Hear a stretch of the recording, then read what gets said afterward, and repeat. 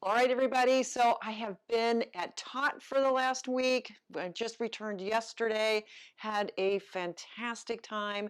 This is a yearly triking event in Kellogg, Idaho.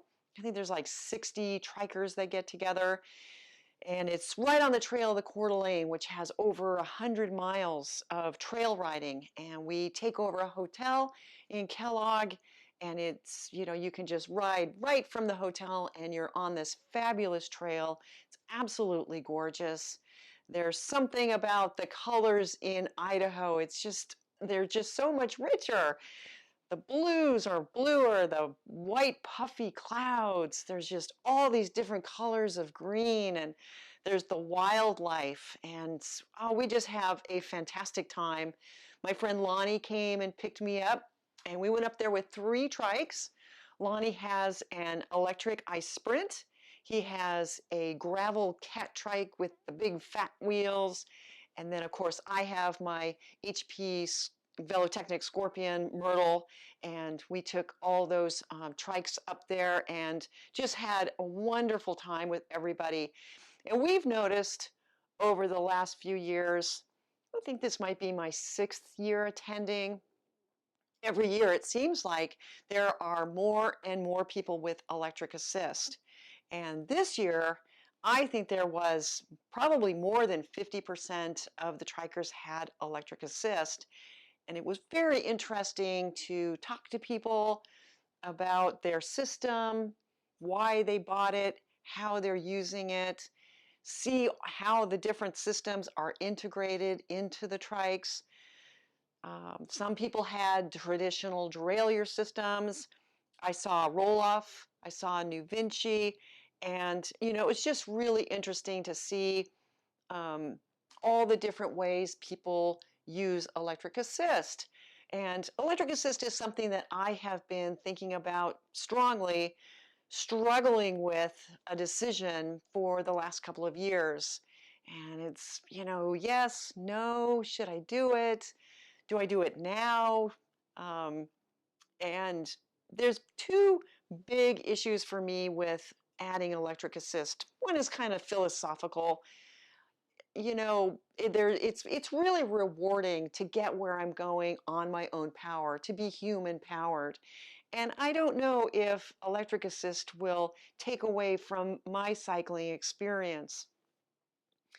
The other one is a very practical, real problem. And, my situation, my living situation is a little bit different. This is not my home. It's the home of a friend who lives in France for 6 months. And when she goes to France, I come to Portland and I take care of her home. I've been doing this for probably 10 years. It's worked out really well for both of us. She comes back from France end of October, early November, and when she returns, that's when I go touring. And this means that I'm always touring in the wintertime. And as much as I would love to be touring more in my own country, in the United States, it's just too cold. And so I need to get my trike on an airplane to get to someplace warmer. And one of the big problems with electric assist is you can't take electric assist batteries on a plane. And so I need to figure out a way to get those batteries to my destination. And of course, maybe the most obvious thing is to ship the batteries. But as I think about it, it's a little bit complicated because there's so many countries where the postal service is not reliable. It is not reliable in Mexico, Central America, or South America. And so this means you have to use FedEx and preferably DHL. And DHL is a lot more expensive, but I think I could be okay with that as a cost of travel. The other thing is I'm always going places that I've never been before and I don't know anybody. So where am I going to send these batteries?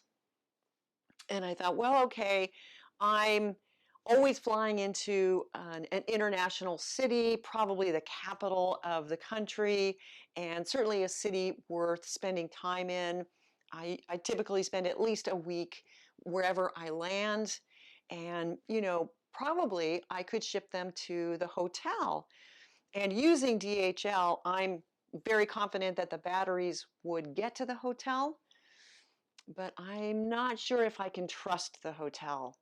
And so this has been one of the biggest obstacles for me adding electric assist, is making sure that I can get, the batteries where I need them to go. Because if I, start my next tour in Costa Rica and I've got my electric assist and all the things that I want to bring, and then I don't have the batteries, that would really be a bummer.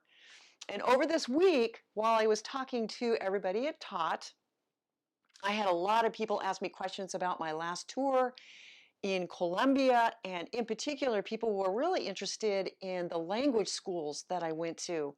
And I was talking about how the language schools, of course, it's wonderful to study language at a language school in the country, but one of the bigger benefits is language schools will help you with everything.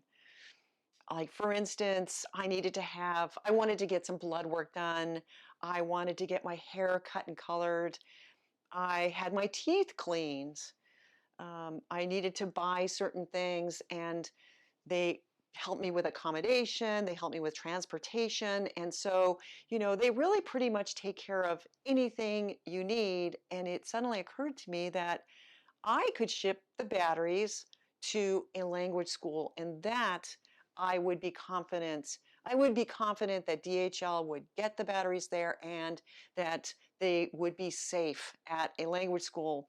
The other benefit is, because it's a language school, a lot of people speak English, and so I wouldn't have to worry about any miscommunication with my rudimentary, improving Spanish, but still quite basic. And so that would be a big, big plus. And so I'm kind of thinking that that my obstacles to buying electric assist may be melting away. And there are two big reasons why I want to have electric assist. The biggest reason is I want to bring more stuff. And this is particularly evident since my last tour in Colombia. Since I've returned, I've been kind of on a spending spree. I bought a new computer. I've upgraded from a 13 to a 15-inch laptop. I bought a new drone. I bought a bigger camera, and everything is a little bit bigger. It's going to take more room in my panniers, and it's going to add more weight. I want to bring a tripod, and the whole idea is that I want to spend more time uh, doing photography and videography, and I feel like these are all tools that will help me. Um, but one other thing that I have really been struggling with is I would like to be able to cook on the road, especially breakfast. There's something about starting your day with a really good cup of coffee and having a satisfying breakfast that just starts the day well. And then it just makes the whole day go better. But of course, this means I have to bring cooking gear, and I'm going to need more time to prepare, eat, and clean up my meal. And I just feel like with the electric assist, I wouldn't have to worry so much about the weight, and it would give me more time during the day to, set up the shots. Like, for instance, if I want to use my tripod or fly my drone, this is going to take a half an hour for sure. Maybe I'll see a point of interest, and in the past, I would look at my watch and just say, I just don't have enough time, and I'd feel pressured to keep going. And I feel like maybe with the electric assist, it would give me more time, that I wouldn't feel so pressured. For me, it's really important to get where I want to go while I'm touring by 2, 3 o'clock in the afternoon. And there's a few reasons for this. One, people are starting to get off work there's a lot more traffic on the road. People are impatient. People start to drink. And then because I'm touring in the winter, the days are shorter. And so when I want a little bit more daylight to get the things done that I want to do. Maybe if I'm camping, I can set up my camp and, take care of laundry, go to the store, get supplies, make my meal, and I can do this all in daylight hours. And so I'm just kind of hoping that having electric assist will make all of those things go a little bit smoother.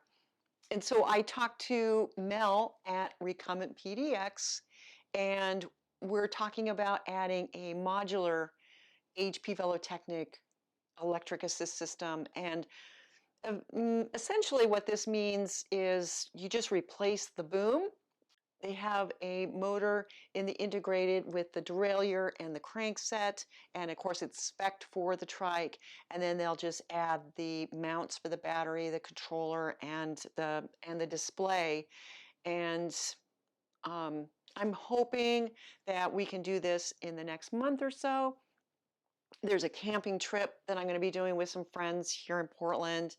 It's going to be a 2-night trip, and so I'll have a chance to try it out with camping gear and see how everything fits and make sure it's comfortable. And then, of course, I always go to the recumbent retreat, and so I'll have a chance to use it again. And that's a two-night trip as well, up and over the coastal range. So there'll be quite a bit of climbing on that trip, and I'll really have a chance to feel more comfortable with the whole system.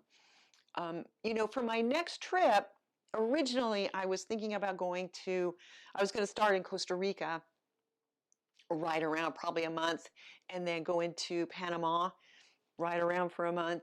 And then from Panama, I was going to fly to Colombia and start where I ended my last tour in Medellin, and then ride south to Ecuador, ending to do a tour of the Galapagos Islands.